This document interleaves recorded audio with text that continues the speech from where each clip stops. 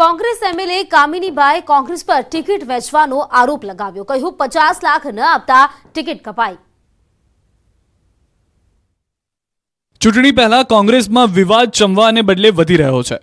ગાંધીનગરની દહેગામ બેઠક પરથી કોંગ્રેસ ધારાસભ્ય કામિનીબા રાઠોડે કોંગ્રેસ પર જ પૈસા લઈ ટિકિટ વેચવાનો આક્ષેપ લગાવ્યો. આક્ષેપ ઓછો હોય તેમ કામિનીબા રાઠોડની કથિત ઓડિયો ક્લિપ સામે આવતા ગુજરાતના રાજકારણમાં ખળભળાટ મચ્યો. કામિનીબાએ વાયરલ ઓડિયો ક્લિપ અંગે જણાવતા કહ્યું કે પક્ષે જે રીતે મહિલા સાથે વર્તન કર્યું છે તેનાથી દુઃખ છે, તેમજ પહેલા 1 કરોડની માંગણી કરાઈ હોવાનો પણ આક્ષેપ લગાવ્યો.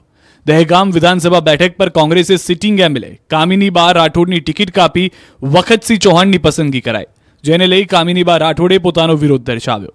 જેને લઈ મોટું નિવેદન સામે આવ્યું કે કોંગ્રેસે બેઠક માટે 1 કરોડ માંગ્યા. તેમણે રૂપિયા ન આપતા અન્ય જોડેથી રૂપિયા લઈ ટિકિટ વેચી દેવાયાનો આરોપ લગાવ્યો. કામિનીબાનો કથિત ઓડિયો પણ સોશિયલ મીડિયામાં વાયરલ થયો. આખરે ટિકિટ માટે 50 લાખ રૂપિયામાં ડીલ ફાઇનલ થઈ હોવાનું જણાવવામાં આવ્યું. તો સમગ્ર મામલે કોંગ્રેસ પ્રદેશ પ્રમુખ જગદીશ ઠાકોર સામે આવતા નિવેદન આપી ચૂક્યા છે કે ઓડિયો ક્લિપ હતી તો તેમણે ફરિયાદ કેમ ન કરી. જો કે કામિનીબા રાઠોડે કોંગ્રેસમાંથી ટિકિટ કપાતા અપક્ષમાંથી પોતાની દાવેદારી નોંધાવી, જેને લઈ દહેગામ બેઠક પર ત્રિકોણીયો જંગ જોવા મળશે.